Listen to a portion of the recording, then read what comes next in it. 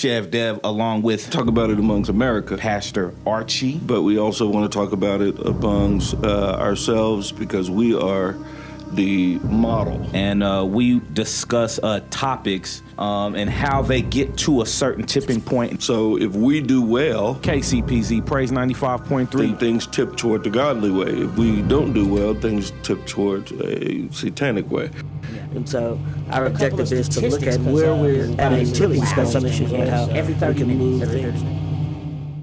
You are now tuned in to another episode of The Tipping Point with Chef Dev and Pastor Archie. I'm Chef Dev. How's it going, Pastor? I'm doing real good. How about yourself? Man, yo, check game, KC. We live on Praise 95.3, or I tell you what, you can go to your Google, you can type in Praise 95 YouTube, and you can see us live right here, Christian Fellowship Baptist Church. Me and Pastor Archie about to get it in, and we about to do what we need to do to make sure it goes down.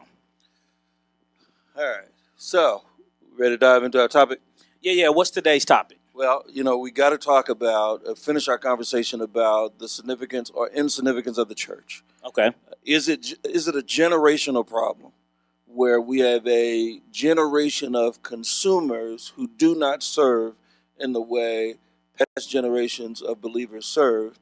Or is it the insignificance of the church that's not making a difference in society, so that people have decided that they would find some other way to be significant when it comes to the work that they want to do in society? Got you. Well, I would say this. I would say that, and y'all got to excuse me, I'm on my phone because this is live, so we got to make sure, right? I think that we are definitely significant. We just have to find our niche in being, in communicating our significance. Okay, so if we are significant as the church, Okay. here's what we know. We know that you can go to almost every urban city Okay. in the country and find within a 10-mile radius 20 churches. Yep. And More than that. you can go down to Chicago. Mhm. Some of the most known and significant churches are down there. However, over the 4th of July weekend, over 100 people get shot. Yeah. You can go on and on and on and on. In Kansas City, we have we're trying to make a record this year of how many people that we can shoot and how many homicides we can have. Yeah, that's kind of ridiculous. And at the same time, we have churches all over the place. So is God's program not working, or is it that the people don't put in place what God has called us to do? Well, we're gonna say that we're the flawed ones, so we're gonna assume that God's plan is gonna work. Okay, so therefore our deficiency is there. Now then, my question is: Mhm. Is our deficiency is it generational? Yes, I would say our deficiency is generational, and it's cultural. Okay. It's cultural. Only do you see that type of activity in our community, Okay. because it seems that the suburbs, their churches are packed. Mm-hmm. They're serving in the church. Mm-hmm. You know what I'm saying? And it seems like, and we're not saying the suburbs doesn't have sins and doesn't have their own issues, Mm-hmm. but when it comes to just church participation, because that's what everybody seems to want to gauge your salvation by. I go to church every week. So let's just gauge Right. it off Mhm. something as simple as that. Church participation is up. Which is true. Okay. Church participation's up. They're building new buildings. Uh-huh. They're doing a whole lot of things that we aren't doing. In fact, many of us Yep. have decided to go there. Now, traditionally, many of us have tried to go there. Now, here's the deal. Generationally, a lot of us have not decided to go there. Generationally, a lot of us have decided to make up our own religion.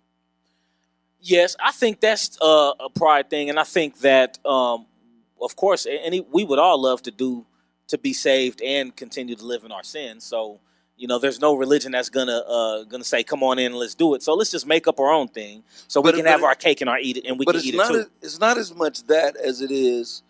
Let's battle against what we have traditionally believed in when it comes to Christianity. Let's make who Jesus is about race. Yeah. Let's make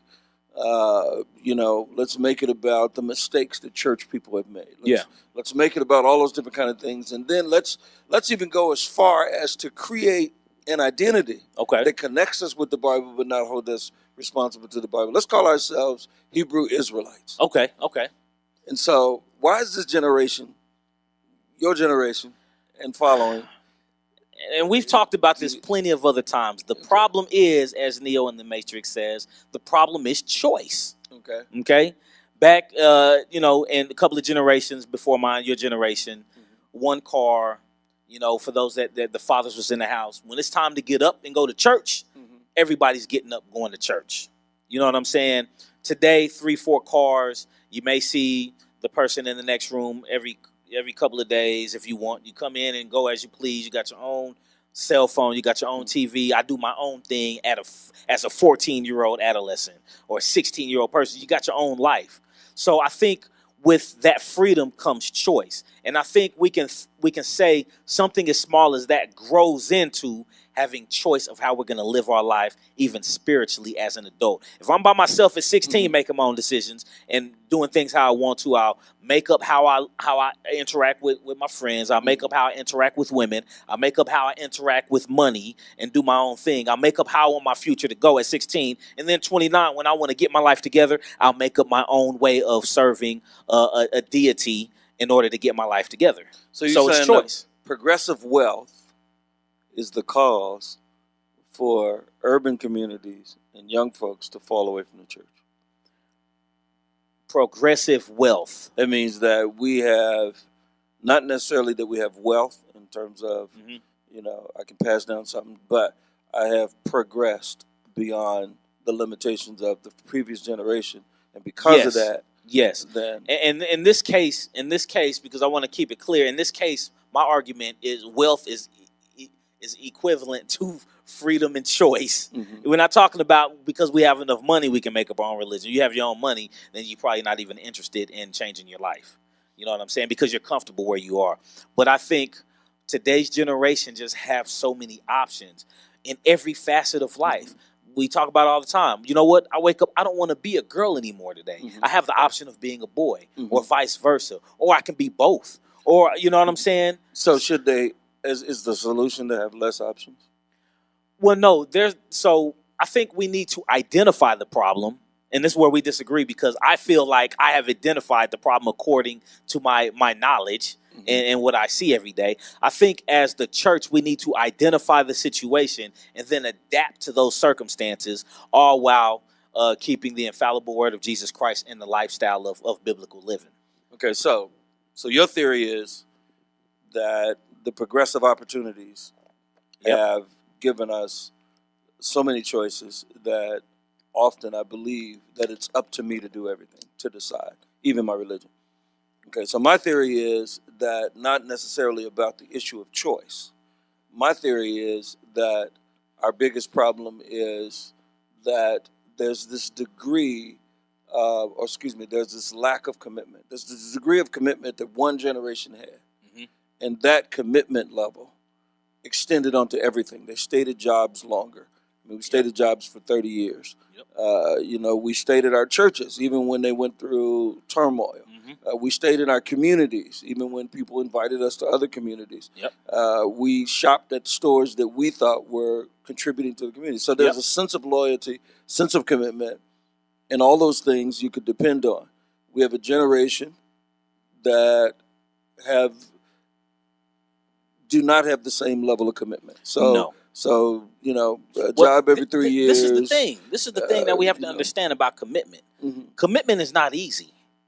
Okay? Commitment was normal at one point. Okay. So in my generation, let's say my mom's generation. Majority of them, if they got married, they stayed married. And that was the commitment wasn't easy. I mean, they went through the same issues, the same problems and everything else, but they stayed there unless it was detrimental that they not be there. In this particular case, if you grow a beard and you didn't have a beard when we got married, then I'm divorcing you because you don't look the same. I mean, you know what I'm saying? I mean, because there's other options out there where beards aren't involved. And then, you know what I'm saying?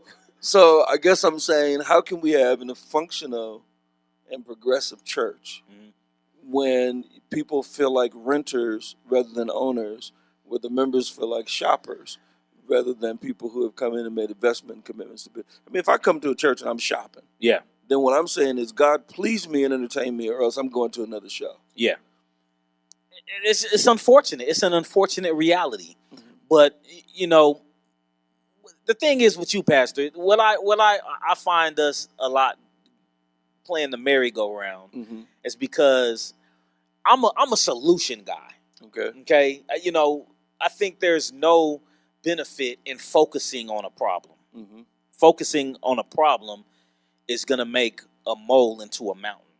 Okay. So I say identify the problem, which is know what the problem is, and then work towards a solution. And a lot of times in our dialogue, you focus on what used to be, and this is the problem, this is the problem, this is the problem. And I think that, okay, we already understand what the problem is.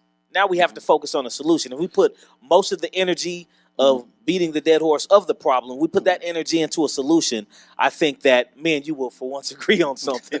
By the way, Kansas City, this is the Tipping Point Live. We live right now, Christian Fellowship Baptist Church, 4509 Truths. Come on in, be a part of the studio audience, or go Google Praise 95 YouTube and watch us on the YouTube. Go ahead.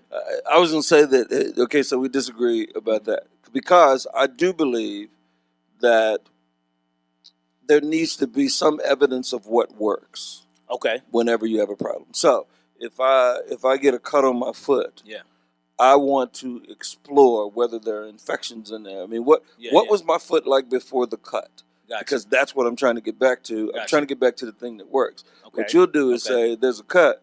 And so let's start digging around in there and see if we can find out how to make it work the way it is. Okay, and I'm saying, I like that analogy, but I like a different analogy. Okay. I go with an analogy of course what my personality is. Entrepreneur, and I take risks. Anybody who's ever been, I'm gonna just point out a couple of things that are very innovative that there was no history to go back to. Say for instance the Big Three, Ice Cube's Big Three.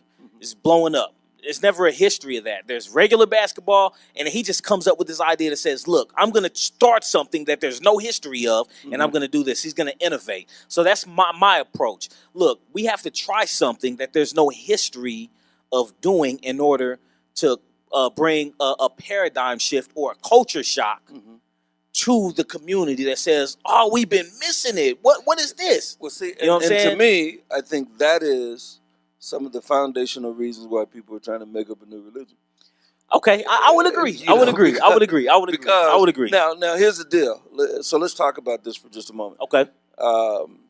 Let's talk about why the church okay. should be an interest to the millennial generation. Mm-hmm. Because number one, it is the only voice that we have that reaches a legislative level. Okay, praise God for that. And so because the church is protected in the Constitution, then that means that when the Martin Luther Kings of the world speak out and everything else, the only reason why he has a microphone is because he has a constitutional right. And let's be clear for people that don't understand what you mean, the church. We're talking about the Bible and biblical living. Is that, or can we assume that? I'm talking about the institution of the church. In the country. But what kind of church, Pastor? I mean, we talking about Catholics, we talking about Muslims. The institution of the church is who has the voice because of how the United States was developed. Okay. A misuse of the scripture really kind of led to a better understanding of the scripture. But those protections that were once designed to separate us, as they became enlightened, became the thing that unified us. So therefore, now you can't take my voice away from the legislative constitution because I have a freedom that was given to me based on the church. Got you. So I'm saying, so that's the institutional piece of it. What I'm saying is, in this generation, we have the most innovative, the most creative, we have, in terms of the millennials, their ability, energy, focus, innovation, all those things, and creativity far outweigh any other generation. However, it's not applied to a foundation that can drive those things toward what I think is a biblical answer. Like, coming up with secular and carnal answers is using the flesh to satisfy the problems of the flesh. Yeah. Coming up with biblically grounded answers would mean that those folks who come in after me, folks in your generation following, can be more innovative and creative about how to pull that off than my generation could ever be. I would agree. But we can't throw the baby out with the bathwater, if I'm saying that right. So we have to take all these positives that you just stated about the millennials and the generations, and I think they're going to continue to be more innovative and more creative. And that's why I say the church has to adapt. The same thing that happened within the last 15 years. Okay, what The does that look traditional like? church. What does that look like? Well, let's talk about history so we can kind of look, like you say. All right. The traditional church is just really used to a certain type of music. But in the last 15 years, even CFBC in Kansas City has been a pillar in, you know what I'm saying, in normalizing a new type of way of praise and worship to the Lord through music, which is the rap, rhythm, and praise, what we do at Praise 95. Okay. So, we had to, the church or the word of God or the way of presenting the word of God and giving the gospel has changed and adapted to what the culture has changed and adapted to, all without giving up the very principles of biblical living. You know what I'm saying? Right. And I think that was two things that began to take place. First of all, the innovative energy of young people connected with the foundation of the history of the church has been there for a little while. We understand what things have worked in the lives of people for generations. Yeah. In terms of scriptural application. Okay. We also understand the difference between entertainment, raw entertainment, and biblically applicable truth. And we recognized that we had to pull back away from raw entertainment, which is what people were flocking to, and to come up with some way to take what we thought was biblical applicable truth and then infuse it into a generation who was creative and thinking differently. Yeah. And so therefore, we brought in the gospel rap. And of course, a lot of people were very resistant. Very resistant. And we fought a lot of battles, but our objective was to protect the energetic creativity of younger people and from my generation and allow them to flourish, but to hold them accountable to the standards that the Bible demanded. Yeah. And you're right, and I agree. To move forward, I tell you the truth, I don't know what that looks like. I don't know what the next, without, I'm not going to say compromise, but you can take what's big today. Social media is big, and I think the church is invading that. You know what I'm saying? We're doing it right now on Praise 95 YouTube. You know what I'm saying? So, and now every Sunday, you can scroll down your timeline and there's church service live. So we're invading that. Now here's the challenge, I think. Okay. And here's what's the difference between us in the suburbs, those in the suburbs, and us in the hood, is the suburb is also using social media, but they're very careful not to compromise the things that are biblically sound. A little more careful than us. Okay. In some ways. Like, for example, forsake not the assembling of yourselves, the unity of things that we should do together, the connectivity that we need. They're using social media to do a lot of connectivity, small groups through social media, all those different kinds of things that we have not yet caught up with. However, what we are doing is abandoning some of the foundational things and substituting what God told us not to forget, not to forsake, with social media.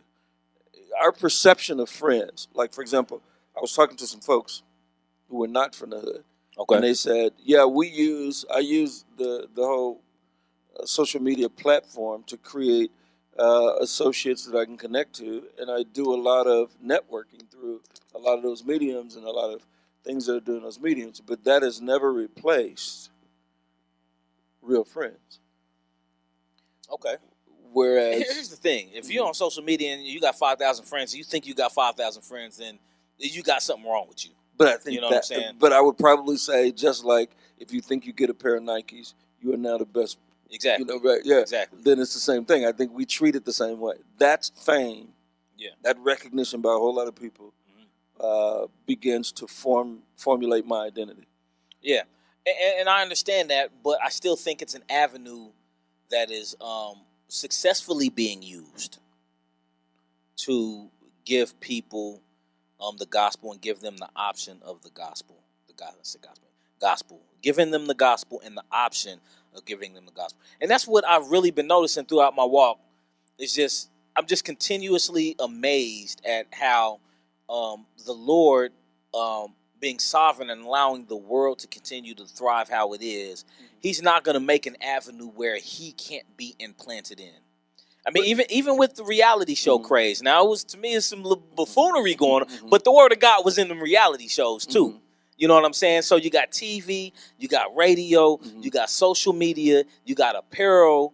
The only thing that I think that the Lord he's building up is gonna make some good movie makers. You know what I'm saying? It's some cheesy Christian movies, some faith-based films, but they're getting better.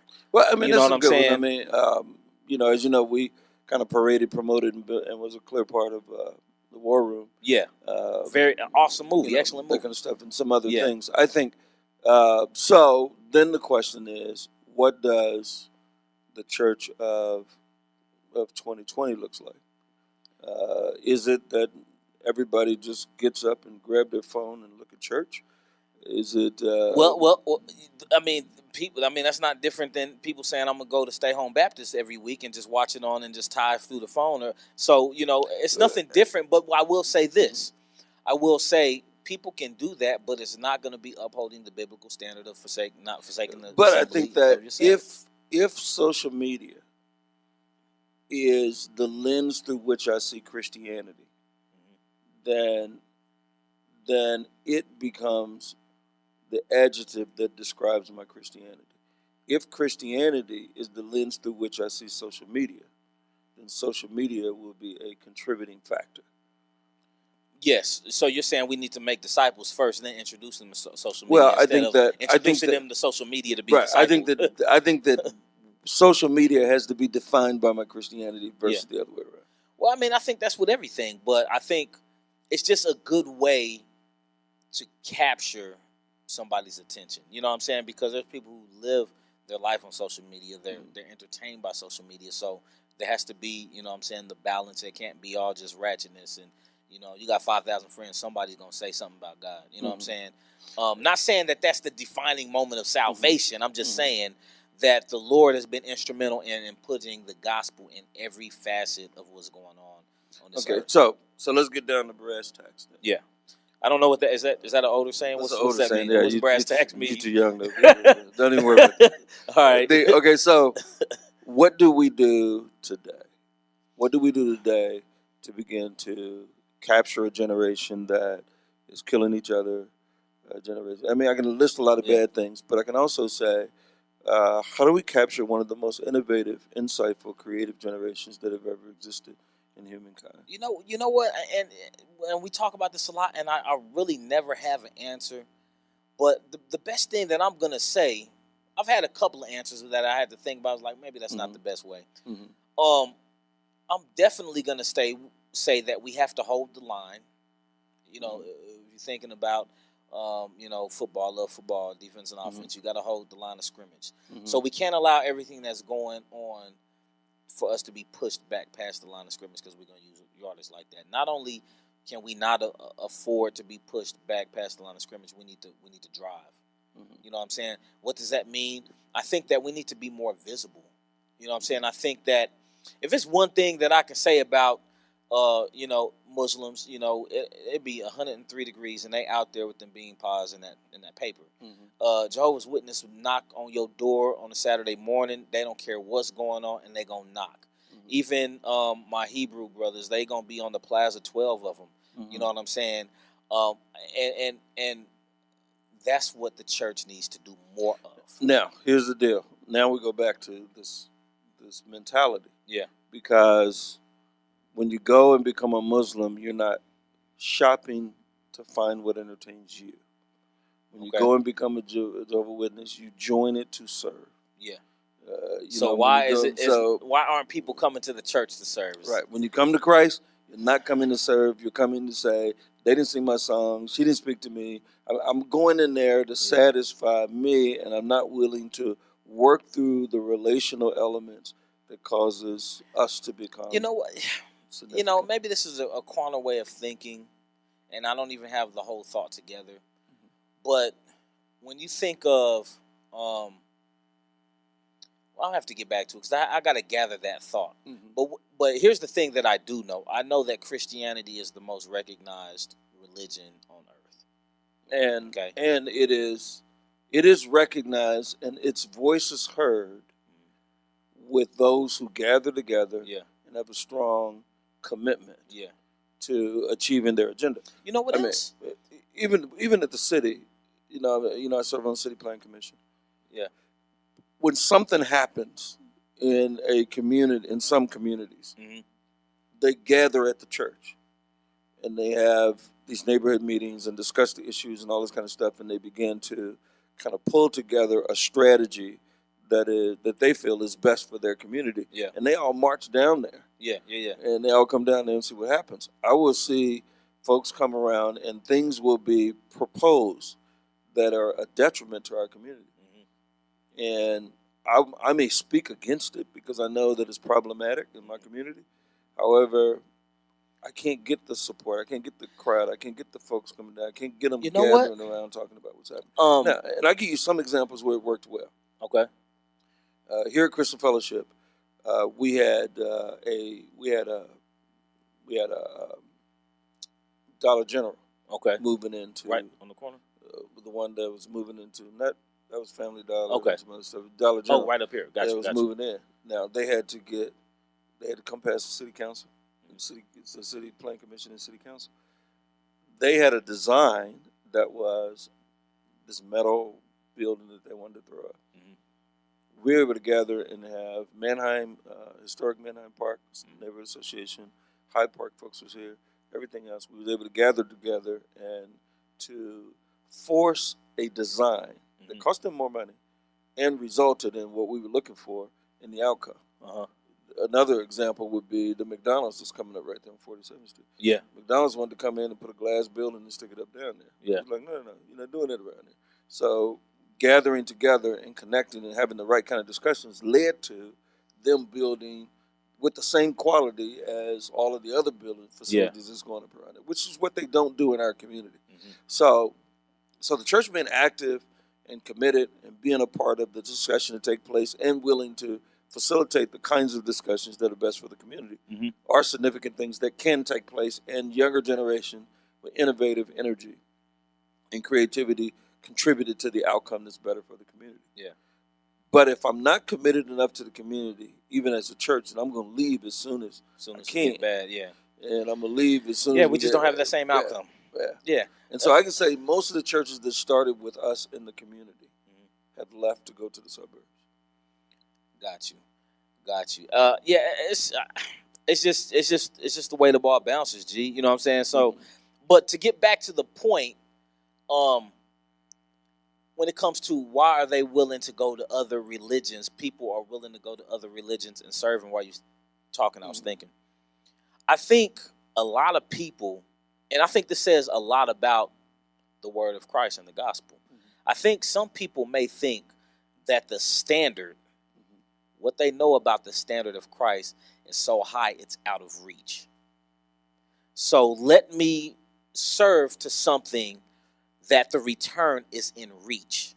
Does that make sense? It's like I'm not going to reach for the stars if I can't get there, but I'll reach for the clouds if I, you know what I'm saying, if the return is going to be there. And that's what I've noticed a lot of people who don't understand the word of God is that you a Christian? Oh, what? You drink? You watching Fast and Furious? You a Christian? It's like, yeah, so what? You know what I'm saying? And I think the standard is set so high that it's out of reach for a lot of people. Or I would agree with you. Their thought of the standard is set so high. I would agree with you if the lotto failed in our city because people were not concerned, because the standard is so high to win. But to give is not a big issue, though. To give $1 here and $1 there, but the word of Christ says, I need you to change your life. People are taking a risk. These same people who are taking a risk on things that are literally impossible to reach with the equation of 3 million to 1. But that's what I'm saying. But for them to give up a few dollars, it just means maybe I'm not going to get them shoes or go out to that restaurant. But with the word of Christ, we're saying, hey, we need you to be active in your church. We need you to be discipled. We need you to give up your time. We need you to change your life. Something that we're accustomed to doing our whole lives until the Spirit comes into us. Even after salvation, it's still hard to walk a certain path. So, and the belief of some non-believers is that Christians have to be so holier than thou that it's out of reach. Then somehow or another we're giving the wrong generation the wrong information this generation, because Yes. all the religions that we mentioned, Yeah. none of them offer a dose of mercy that compares to the mercy that comes and grace that comes from Christianity. That's true. No, That's nobody true. comes. Nobody But comes in and says all the all your other sins are wiped away. but all the other religions have a certain freedom that allows them to continue to live how they want to live to a certain extent.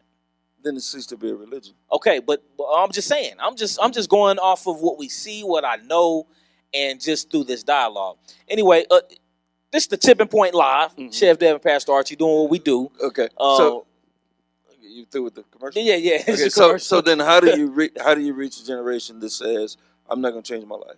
Because transforming your life is what Scripture is all about. Well, that's what I'm saying. So I think that's the time that we have to hold our ground. You know what I'm saying? We have to hold our ground, and we have to show them, when y'all get done, we still here. And just speak for myself. You know what I'm saying? I had been to a lot of churches. You know what I'm saying?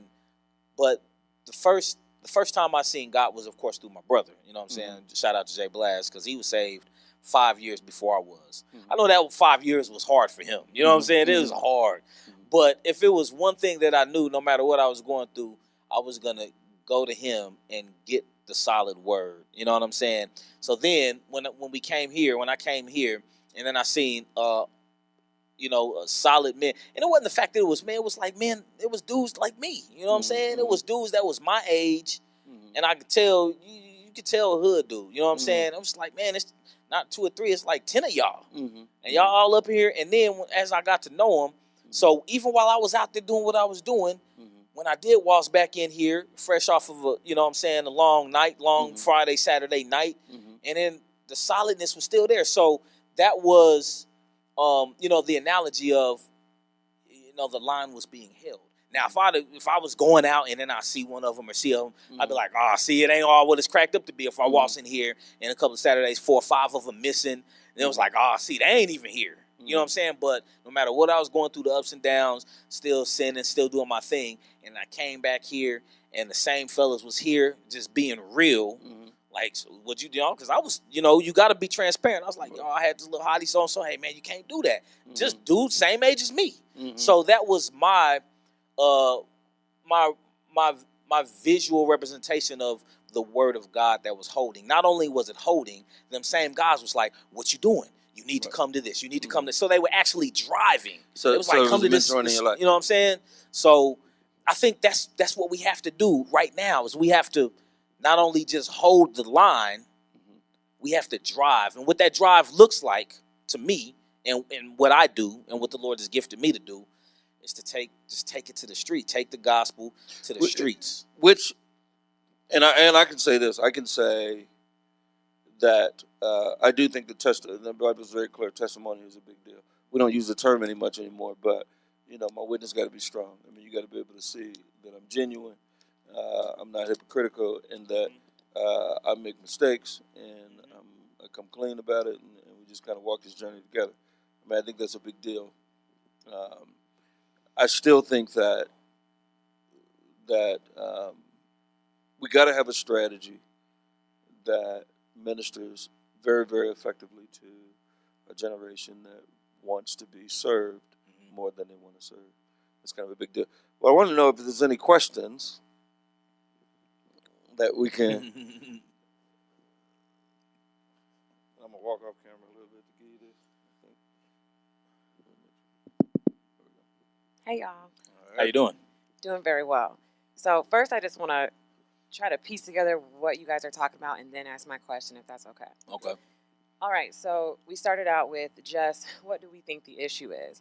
And we're kind of on this topic of a generational problem.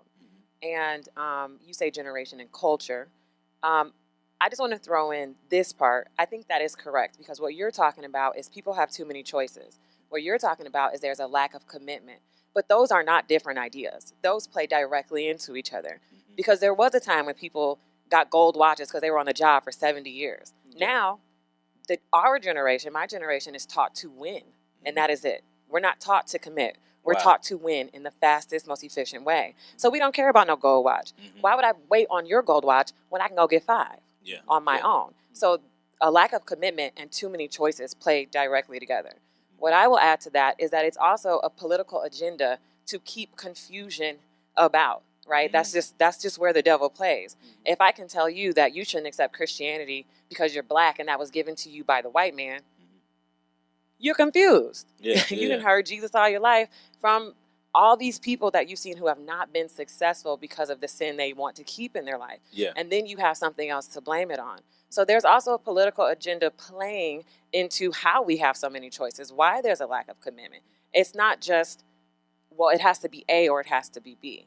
Going on with that. Now, can we? Sure. Let's dialogue right there for just a moment, because I think that the argument that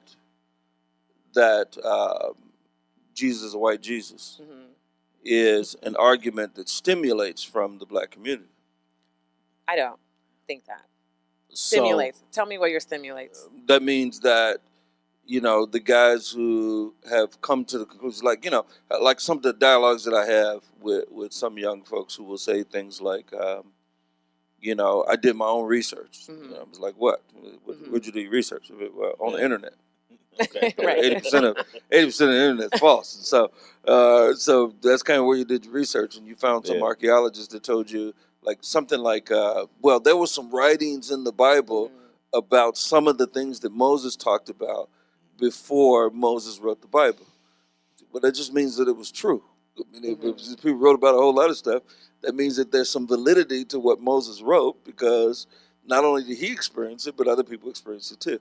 I mean, just those things that people come up with in our community as a good excuse to begin to say that's not, you know, where everyone come from. And then I think that it is known in historical reality that Africa had Christianity before, you know, before it became a part of an American ideology. So therefore, it's not a historical reality that people are getting it from. It's not that they learned it from school. It's not all those things. It is us really coming to the conclusion that we want to be independent of the rest of America. I will say this. Again, just following that whole theory of a political agenda, okay? I tell my white friends just as much as I tell my black friends, we all are systematically oppressed in some way. On one hand, you have the white culture who thinks they created everything and that everything flowed through them. And you have the black culture who's told you didn't create anything, but in our hearts, we know that's not true, right? So now you have this conflict. And I'm just keeping it real here, so I'm not politically correct, I'm real. Here we've been in America saying Jesus is white since America came about. And then it's like, oh, but he's from Africa. So there's a conflict of opinion and fact, okay? And so now when you take away something from one culture, there's a fight. And when you want to give it to another culture who has been systematically oppressed and made to believe things, they can't even imagine God being black. That has been our history. That's so real. And so That's now, so real. let's continue to. So here's part of the issue. First of all, in America, there is a number of things that are given to us. And those things are given to us, and we move to a place where we become dependent on it. Absolutely. So, you know, the welfare system, you know. In fact, what I always do is I call the government George. And I usually tell guys, you know, your wife is really married to George, and you just live in the house. And George is the one who feeds your kids through, you know, through the food, he's the food stamp giver. He is the one who, Section 8, the one who really pays for your house. I mean, that's George. And you're in the house, living in George's house. And your wife is really married to George. They just let you live in.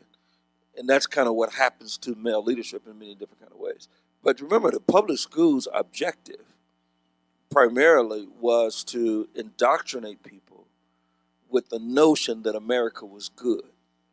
And so, therefore, it wasn't to project truth or real history or any of those kind of things. So, therefore, the public system was a free way to get new people who were coming into the country to think that America was good. And so we lied about everything from Thanksgiving, when they had its major slaughter against the Indians, all the way to who invented what. Yeah, but at some point, the Catholic Church, some of the other folks said, you know what? We're bowing out of that. Even though it's free, it's no longer beneficial for us. And almost every culture and generation decided to get out of it. We have become more dependent on it. In fact, we have been jerked around with this desegregation strategy in urban cores all over the place. We're going to move you away from your community. We're going to start educating you in places where nobody in your neighborhood are no longer part of your school boards. I mean, we're going to shift you around and everything else. And it never dawned on us to say, let's create a homeschooling community. Let's create a community. Let's not need them anymore for public education. So my thought on that is, and every time you go there, I definitely agree with you, but the conspiracy theorist in me says we can't get to do nothing ourselves is because we have been conditioned to not want to work together. We've been conditioned to hate each other by the powers that be that started a long time ago. So to get that school system together, it takes unity. You know what I'm saying? And the unifying element in every black community is the church. Unless we implode, we can't. They can't get us from the outside. Yeah. If we implode, then that means our voice of unity has now dissipated. But I would probably say that if the conditioning did it, then Black Wall Street wouldn't have existed. I mean, you can go down the line and you can find pockets of us demonstrating. Has there been any other unity amongst black people since Black Wall Street? Well, there's been pockets of unity that took place in a lot of different places. In fact, in Kansas City, the building of Sheraton Estates, some of the things that we have had to take place in this city alone has demonstrated a degree of unity where we said we're going to do something for us, and we're not going to need you to help us do it. Gotcha. Yeah, go off. You might as well just sit up. Hey, y'all. I want to interject and just say, even though I do think the views that you all are taking are relevant, I think that you're not thinking in the abstract. Okay. And so the same issues that have always been in not just our community, in our churches, have spread worldwide now. And I'll tell you what that is. And it's the answer to the question you've been asking. We, as Black culture, had nothing, but we had to work for everything. And then the government started giving us stuff for free. Why would we work anymore? It takes a strong will and a wisdom and a faith to know that nothing good comes unless you actually working for it. But we're in a generation now, and my mother calls it the microwave generation. I'm gonna put this in, and I want it 30 seconds, and boom, I'll have it. Okay, so that's the government. You stand in line for 30 minutes, we'll give you free food. Go to school for 8 years, we'll give you a degree. You don't see you see more of us going to colleges and advanced education now, but you didn't for a while. We got complacent in this is good. But isn't that what I was saying before, a commitment, service-centered culture versus a what's in it for me culture, what I call with them culture. And so, because really, we had welfare, but our commitment was we're getting off this welfare. And so we stood in the line for 30 minutes and we got the commodity cheeses and all the kind of stuff that came about. And they tried to make it easier and easier and easier for us, but we just didn't want to be a part of that. We were willing to live in a broken down shack rather than have a mansion that was paid for by Section 8. I think that, I believe what you're saying. I know you're an honest man, but I've just not seen that. I came up in a generation where it wasn't just Black people in the welfare line. It's more white people in the welfare line than I ever seen before. And so to me, where a lot of this conversation has been, the suburbs do this differently, or the Muslim community does this differently, or whatever. What I know from being on both sides of the line is that when you see a lot of suburban communities and churches doing this and doing that, they suffer from the same ailment we do. It's pretense. It's fake. They want a status. But the point of the matter is, they don't want. I'd say this generally speaking, but I don't. proportionally speaking, they don't want it given to them. Given to what? Given to them. Given to them. In our generation. Now, I will say, when I say generationally speaking, yeah, our welfare, we didn't want to be on welfare. We knew we were on welfare. Now, like a dude, like there's no way I would move into a woman's Section 8 home. Not my generation now. I'm a couple generations over to you. But there's no way. I'm just going to say, hey, she already got a crib and I'm just going to move in. I ain't doing that. And then if my baby is eating from, the WIC program, no, I'm feeding my baby. When my daughter came up, when we came up, my daughter had, she could not, you know how to turn the things on? She didn't know how to, she couldn't eat regular milk. And so she had to eat the soy milk. And so the soy milk cost $21 a can. That's one day. Every day I got out, cut grass. I'm going to make that $21. I ain't going down to no WIC's office and do all this kind of stuff. In my generation, I would rather do with less and have it to be mine. Okay. And I understand. Back to my original thing. Now we have the option to say, you know what? Matter of fact, I'm looking for a chick on welfare in Section 8. How many kids you got? 3. So I'm guaranteed that you probably got Section 8 and you probably got a job and a car too. And I can drop you off to work. Even more integrated is, why would I go out and work all this time to buy $21 soy milk when the government handing out medicine like never before? Because my character was very, very different. And I wasn't like a unique dude. I was off the streets selling drugs and doing everything like everybody else. By the time I came and started having my kids, here's the one thing. I was going to take care of my kids. And so was the dude down the street, and so was the brother. All the guys who I hung out with, even the knuckleheads out there that I was with that didn't have it all together, that needed mental health, those guys, they were going to take care of their kids. And so it is a generation of people who, it seems like, either we didn't communicate well with, something we didn't pass down. It's a biblical foundation that seems to be lost, and that's kind of somehow or another we need to gain that back. I definitely think that's true. There is a difference in character, and I would assume that when you were growing up, your character was molded to take care of the home, be a man. I'll say this again. My generation's goal is to win. It is simply to win. We glamorize beauty. We glamorize success. We glamorize money. And so I don't have to have a character to have those things. I don't have to have no type of character to have those things. All I got to do is put it on. And so back to what you were saying earlier, I really liked what you said when you said the standard to be a Christian seems too high. Why would I be a Christian and I can go and be an instant Muslim? I can go and be an instant, whatever. Christianity is a journey, a lifelong journey. And if you only teach me how to win, I don't know how to journey. And, you were saying earlier, how do we strategize?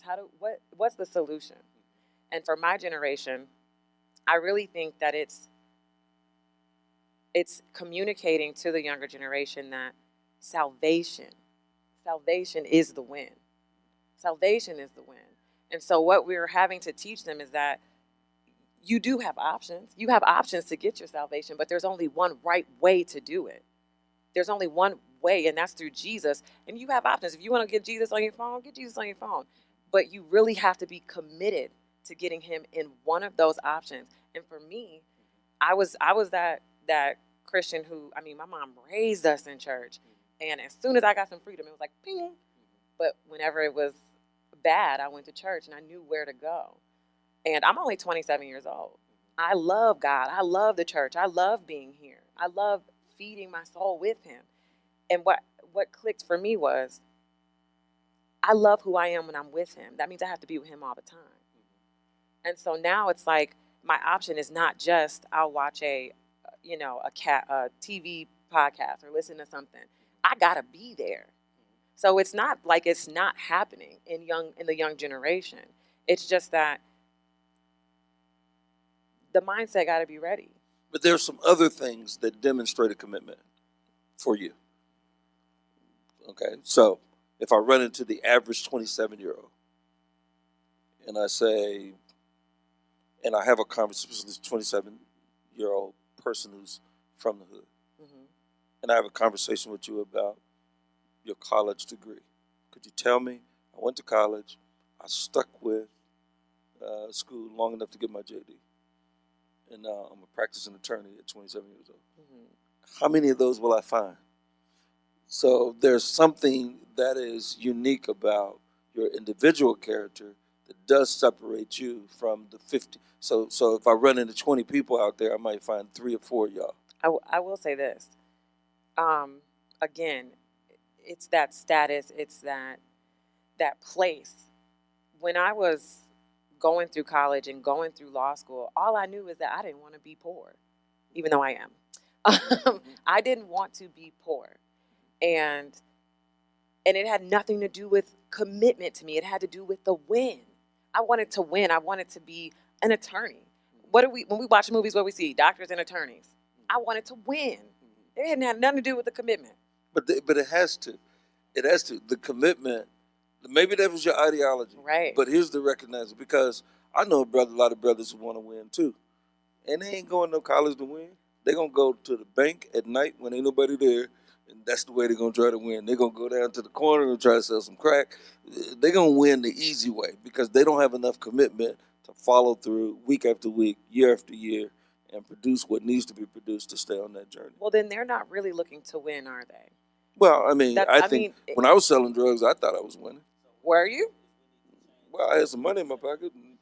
But it went just as quickly. This is what the perception of winning is this. And it's the same thing, kind of what I'm talking about salvation. Winning is not, I have to do it every day to get it. That's not winning. Winning is I had to do this one time. And it's mine. And can't nobody take it. But that's not the reality of what you went through to get where you are.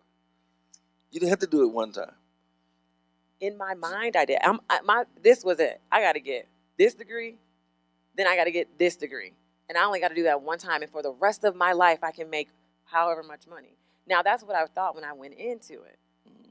What I came out of it with was, I got to study this amount every day. I have to pass this test every quarter. And so what happened was, I was going for the win, and I was training myself to be committed for the win and didn't even know it. Which is my point. The discipline that was necessary to survive it is a core element that somewhere along the way, somebody, some mama, some experience, something really began to say to you that you must be more service-oriented to get to your dynamic. That you must have a level of commitment that works on days when things are not good. You got to have all of those things as a core part of your character in order to get there. And to me, having Christians with that core character that's a win. That is a win for the person who commits them like the Christ in their life because they get the richness of who he is, and it's also a win for the church because its ability to impact other people is stronger. The one thing that I love about character is that it is constantly being molded. And so I am speaking for the young person right now who wants instantaneous, satisfaction or winning. And it's that it takes people like us to say you can win, and you have that ability in you. You've got to work that muscle out, that character. You've got to change your character in this way without saying you're not good enough, you can't do this, what you're doing is terrible. It's that I came from that same place, and look at me now. And I didn't do it overnight stealing something. I didn't do it selling drugs. I did it because I did it in this way. And this way was through God. And that's why transparency is so important.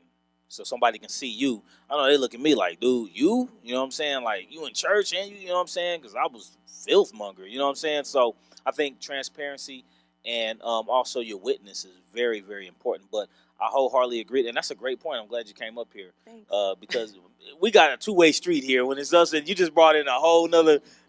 So I agree. I think, and as you were talking, I was like, when I was in college, when I was sleeping in my car and all this, I was like, I was thinking about one thing, and that was to win. So I agree to kind of shape what winning is to a generation who only wants to win. That makes a lot of sense, and I so that's awesome. That's what's up. That's what's up. And so maybe that has to be a strategy for us to sit down as a church and redefine what winning is. Maybe we've made winning too carnal, and people have found that the quick win, the lotto, the microwave approach is the way to do it, and the consistent effort to put your energy into what winning looks like is what we need to highlight. I think there was someone who offered us some years ago. They offered us 11 acres to move out of this community into another community as a church. 11 acres with a building, with a gym, with all those different things on there. And the question was, does the ministry matter or does the money? And that's the question we had to sit down and wrestle with as an elder board, and decided, no. We are committed to the people who are here and to this community. And so we decided not to follow. But I can't get a lot of pastors, leaders, or even people to see the commitment level. Yeah. And then to commit. That we ought to be salt and light and not running to the shaker on a regular basis, but impacting the world. That's what's up. That's what's up. KC, you've been listening to The Tipping Point live right here at Christian Fellowship Baptist Church, 4509 Truths, on 95.3 FM and on the Praise 95 YouTube. Real quick, this is fun, man. We got to do this more often, Pastor. This is, again, I think you just earned you a place on the tipping point. Tipping point. Real talk. Because we got to finish this conversation. Because we're not done. We gotta end up with solutions that pastors, leaders, and ministry folks can take and actually put it to task. And so I think we've started a good conversation, and we got to figure out where to go with this. That's what's up. What do we got next time? First of all, every couple of months or something, every other month, we got to do this. We got to do this live. I think we got to do this, and we didn't market it as well as we probably could have. I know I didn't announce it, and so we like people to participate. I think we got to finish this conversation, and so. And our special guest, what's your name? My name is Cecilia Brown. And so we're going to talk to Cecilia and see if Cecilia can join us. We actually had another attorney. I don't know if you know Darren. Yeah, Darren's a good Christian brother, and he's been on the show with us before. So you kind of sat in his seat, and our hope is as we continue this conversation, I think it would be good, and we'll work out a way to make sure you're with us. So next time we will try to get back on this, and we'll try to do this again live within the next couple of months. We'll get that going, and we thank y'all for listening. This was The Tipping Point.